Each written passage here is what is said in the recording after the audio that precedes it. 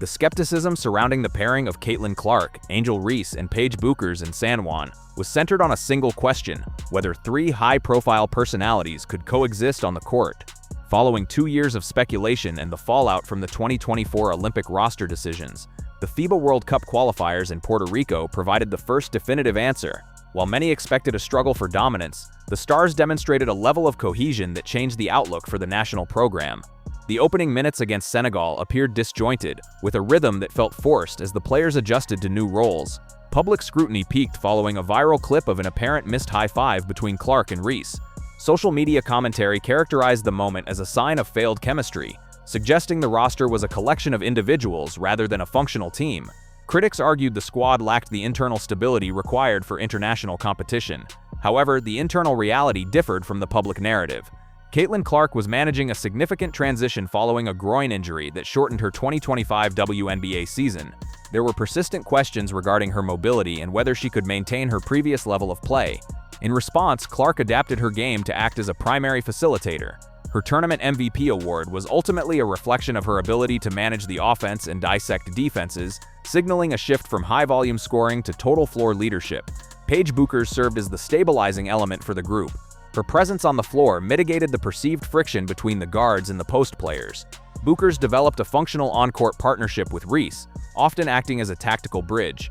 Her ability to score from the mid-range and control the tempo allowed the team to remain composed during high-pressure stretches. By finding a balance between Clark's perimeter threats and Reese's interior presence, Bueckers became the connective tissue of the starting lineup. Angel Reese addressed long-standing criticisms regarding how her physical style would translate to international officiating. Critics had suggested her aggressive play would lead to foul trouble or stagnate the offense. In a decisive win over Puerto Rico, Reese focused on rebounding and interior defense, providing the team with a necessary physical edge. Her performance demonstrated a willingness to prioritize the dirty work of setting screens and finishing through contact, showing that her game could evolve within a star-heavy system. The turning point occurred during a closely contested game against Spain. With the offense stalling under heavy pressure, the trio executed a sequence that defined their new dynamic. Clark bypassed a contested shot to find a cutting Bueckers, who then assisted Reese for a finish at the rim. This play signaled a shift from individual efforts to collective execution. The celebration that followed was focused on the successful bucket rather than individual highlights. The team concluded the qualifiers with a 5-0 record and a secured spot in the upcoming tournament in Berlin. The narrative regarding clashing egos has largely been replaced by an analysis of the team's tactical advantages. As the program looks toward the 2026 World Cup, the focus has shifted from whether these players can coexist to how opposing teams can possibly defend a lineup where the primary scoring options are also the most willing passers. Team USA has found a sustainable rhythm, and the results suggest a new era of dominance is beginning. The success in San Juan initiated a transformation in the strategic preparation for the 2026 World Cup cycle. Analysts noted that the integration of these specific skill sets created a structural advantage that traditional scouting reports struggled to address.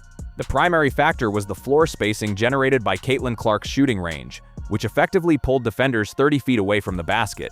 This defensive displacement created significant interior gaps, which Angel Reese utilized to secure high-percentage scoring opportunities and offensive rebounds. The coaching staff began to design a playbook that prioritized this gravity effect, moving away from the rigid sets of previous years toward a more fluid read-and-react system.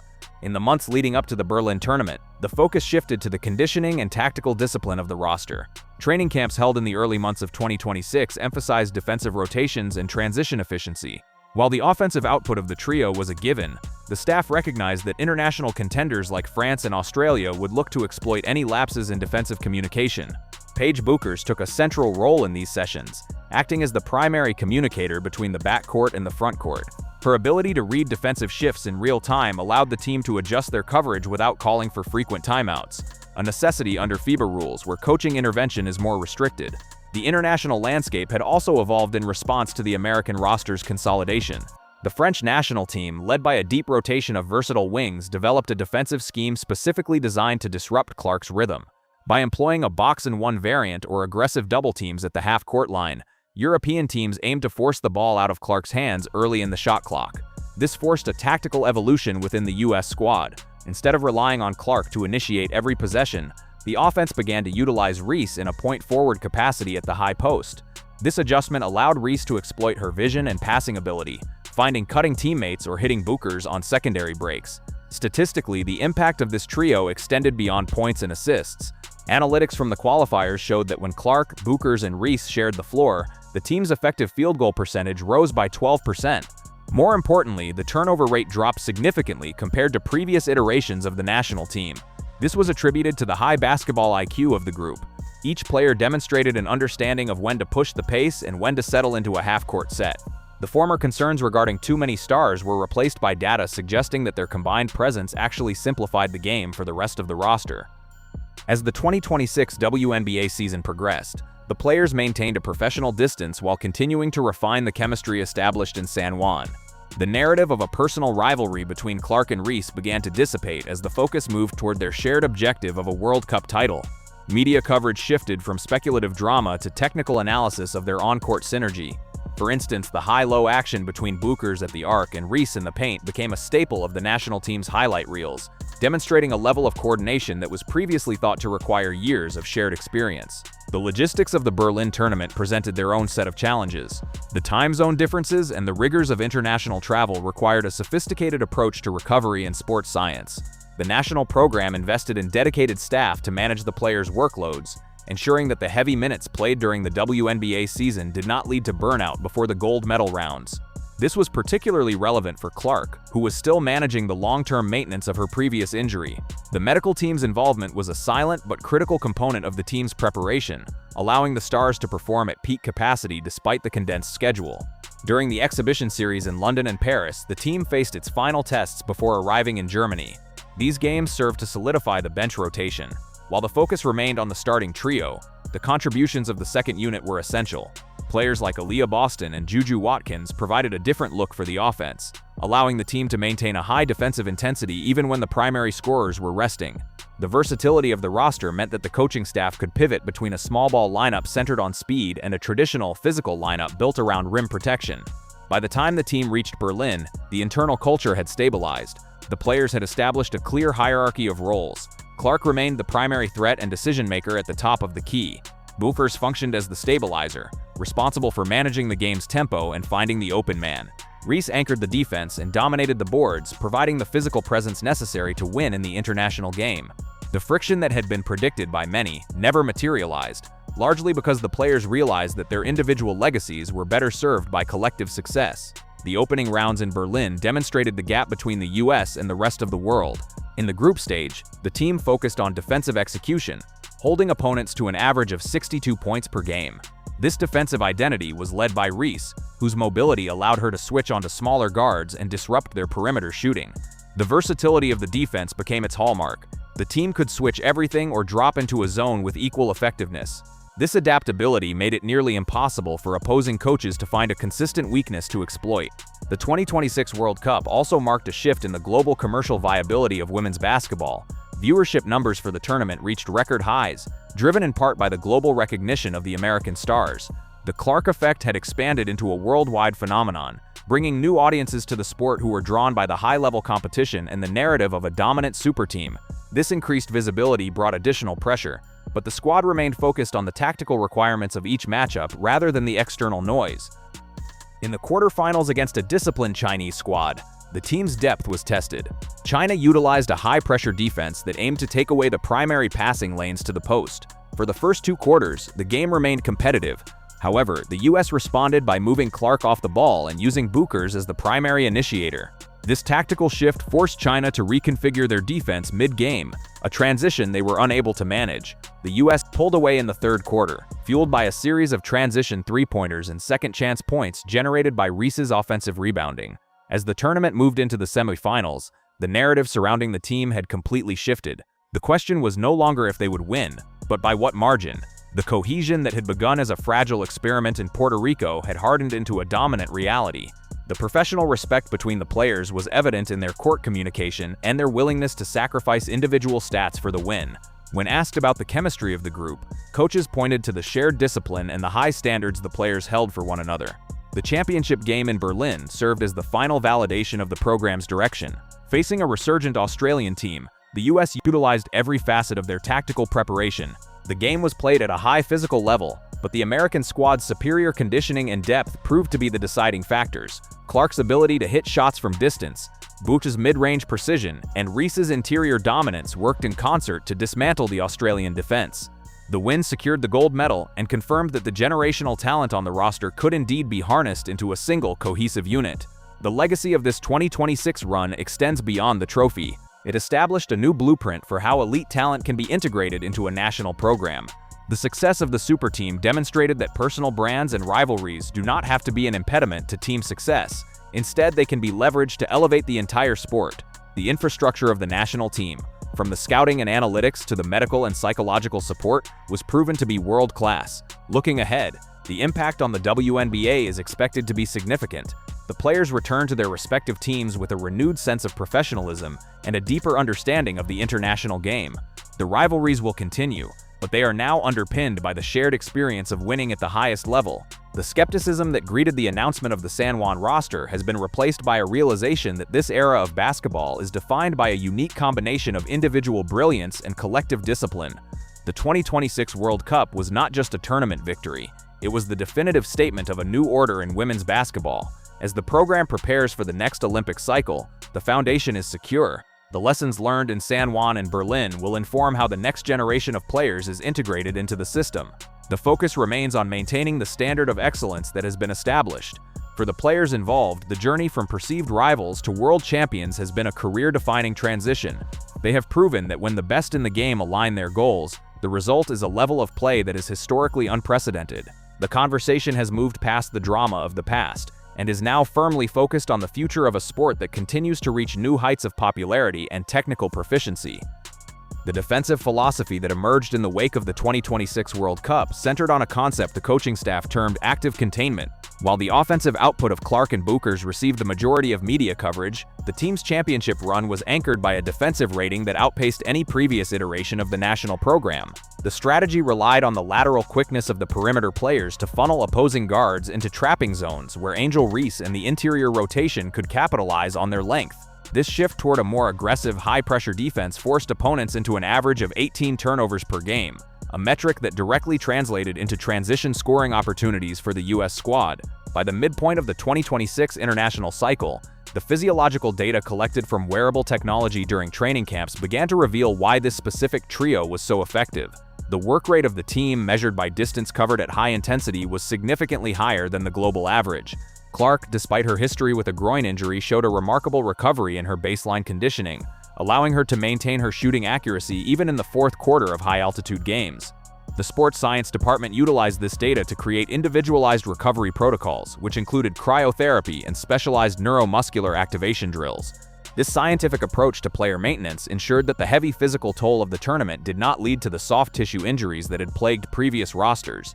The tactical evolution of the point center role, pioneered by Reese during the knockout stages in Berlin, became a focal point for international scouts. Traditionally, post players were expected to finish plays, not initiate them. However, the U.S. coaching staff realized that by putting the ball in Reese's hands at the top of the key, they could negate the double teams being thrown at Clark. This forced opposing centers out of the paint, leaving the basket unprotected for backdoor cuts from Bueckers. This inverted offense fundamentally changed how defenses had to prepare. If a defender stayed home on Reese, she could drive to the rim. If they collapsed on her, she had the vision to find Clark for a transition-style three-pointer in a half-court set. Economic analysts also began to track the Berlin ripple effect, noting a 40% increase in jersey sales and international broadcast rights following the tournament. The commercial synergy between the players' individual brands and the national team's success created a new financial model for the sport. Sponsors who had previously focused on individual endorsements began to pivot toward collective marketing campaigns, featuring the trio as a unified front. This shift in the business landscape mirrored the on-court chemistry, suggesting that the era of the isolated superstar was being replaced by the era of the strategic partnership. The revenue generated from these partnerships was reinvested into the developmental leagues, creating a sustainable pipeline for the next generation of athletes. In the 2027 offseason, the focus of the national program turned toward the integration phase for incoming talent. With the core trio firmly established, the challenge was how to incorporate younger players without disrupting the existing chemistry. The coaching staff implemented a mentorship program where veterans like Bueckers were paired with rookie prospects to teach the nuances of the international game. These closed-door sessions focused on the mental aspects of the game, reading scouting reports, understanding FIBA officiating tendencies, and managing the psychological pressure of the global stage. The goal was to ensure that the San Juan blueprint would remain effective long after the current stars had moved on. The 2027 European Exhibition Tour provided a testing ground for these new rotations. In a series of games across Madrid, Lyon, and Istanbul, the US experimented with a positionless lineup that featured 4 guards and 1 mobile post player. This lineup relied on extreme floor spacing and rapid ball movement, often completing a possession with 5 or more passes before a shot was taken. This style of play was a direct departure from the isolation-heavy tactics of the early 2020s. The result was a more democratic offense where the scoring was distributed evenly across the roster, making it nearly impossible for opposing defenses to identify a single point of failure. The psychological resilience of the group was tested during a mid-tour slump in Istanbul, where the team faced a hostile crowd and a highly physical Turkish defense. For the first time since the early minutes in San Juan, the team's communication wavered. However, the resolution of this conflict happened internally, without coaching intervention. During a late-game timeout, the players realigned their defensive assignments and executed a 12-0 run to close the game. This moment was cited by the staff as the true maturation point for the team. It proved that the chemistry was no longer a fragile experiment, but a durable professional standard that could withstand external pressure and internal fatigue. As the program moved closer to the 2028 Olympic cycle, the narrative of rivalry had been completely subsumed by the reality of a dynasty. The players themselves began to speak about their roles in terms of legacy rather than statistics. Clark's public statements shifted from her personal scoring achievements to the importance of the team's defensive identity. Reese's social media presence, once a lightning rod for controversy, became a platform for highlighting the tactical brilliance of her teammates. This cultural shift within the team was a primary driver of their sustained success, as it eliminated the locker room noise that often derails high-talent rosters.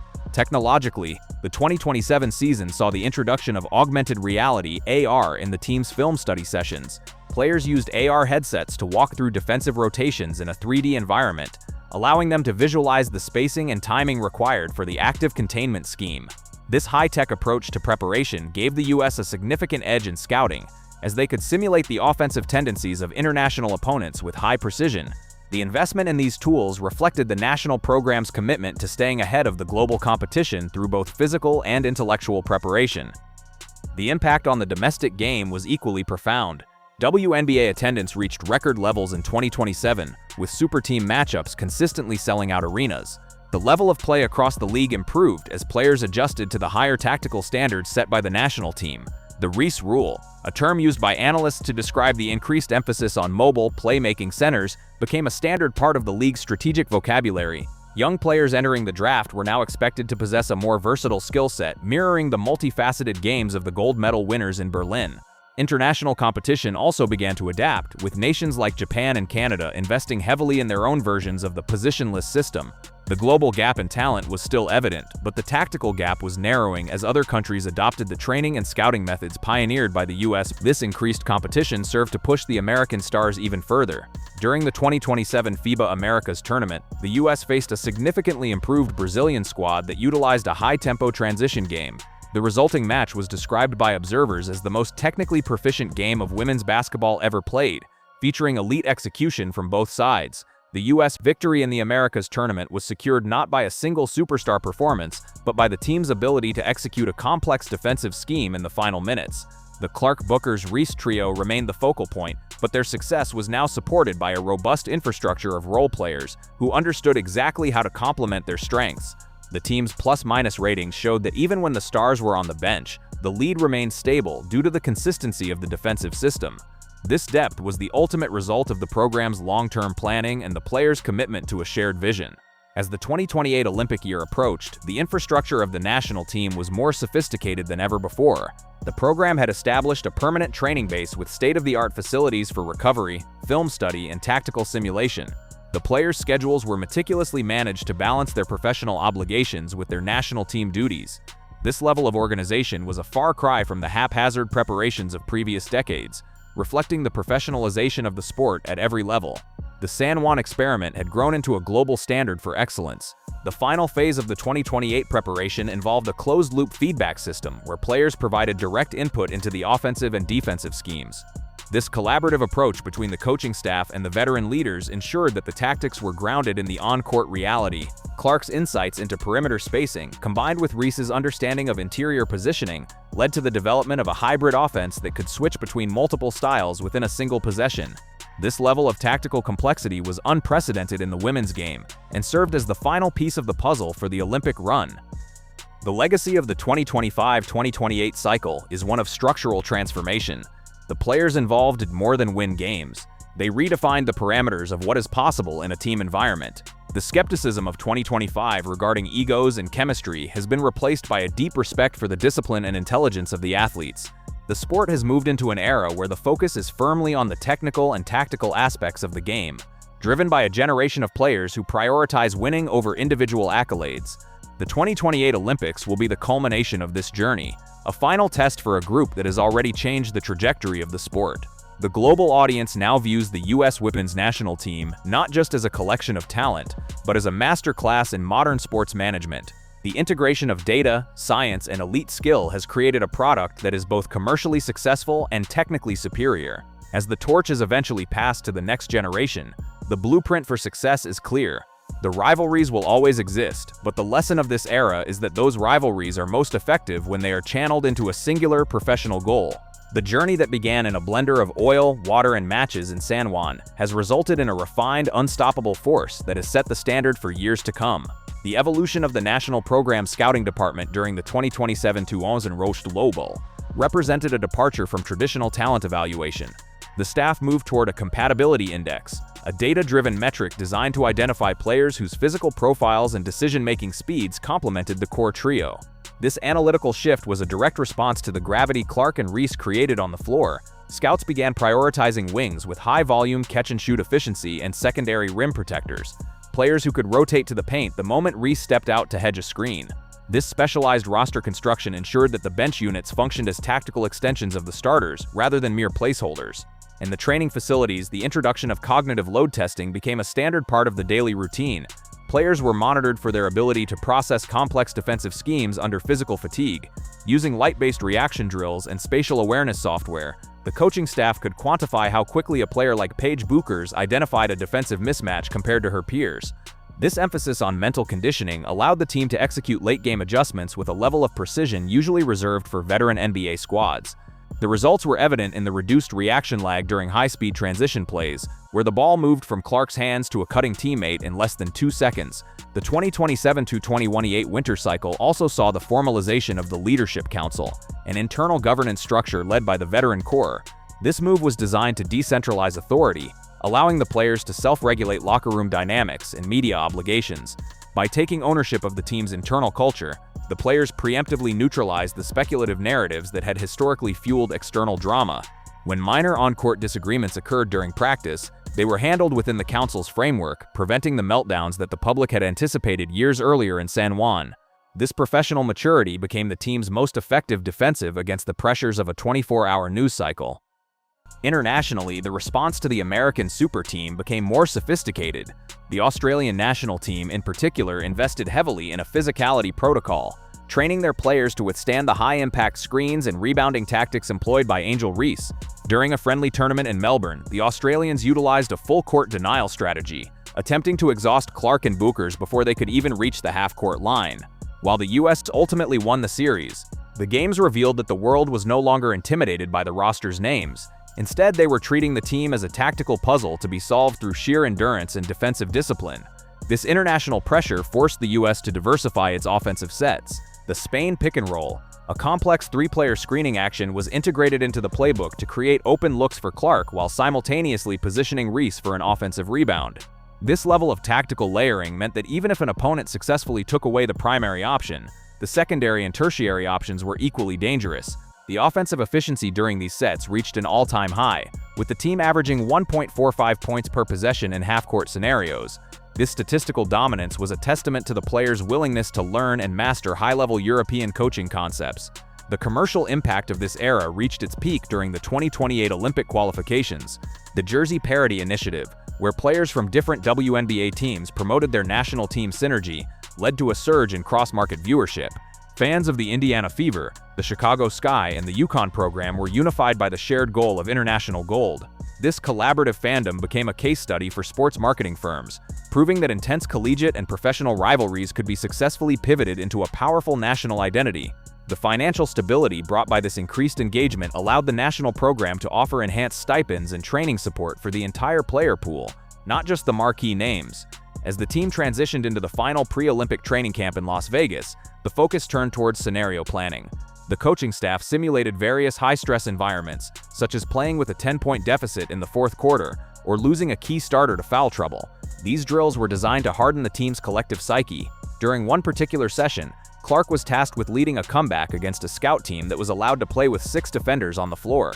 This extreme training sharpened the players' decision-making under duress, ensuring that no real game situation could surprise them. The final roster selection for the 2028 Olympics reflected the total integration of these philosophies. The team was a mix of elite shot makers, versatile defenders, and high IQ facilitators.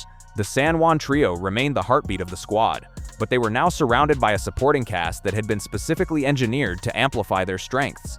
The skepticism of the past had been replaced by a quiet, professional confidence. The players understood that they were not just competing for a medal, but for the validation of a 4-year project that had redefined the limits of team sports. Looking ahead to the opening ceremonies, the narrative is no longer about whether these personalities can survive one another. It is about how long this level of dominance can be maintained. The structural changes made to the national program, the investment in sports science, the analytical approach to roster building, and the empowerment of player leadership have created a blueprint that will likely influence American basketball for the next 20 years. The super team is no longer an experiment, it is the established order. The journey from the blender of 2025 to the precision-tooled machine of 2028 is complete. The final question facing the international basketball community is one of sustainability. As the gap between the US and the rest of the world remains significant, the focus shifts to how other nations will adapt their own development programs to compete with this new standard. The 2028 Games will serve as the ultimate showcase for this evolution, a moment where the technical and tactical innovations of the last 4 years are finally put to the test on the world's largest stage. For the 3 women who started this journey in Puerto Rico, the goal is clear: to finish what they started and leave no doubt about the power of professional synergy.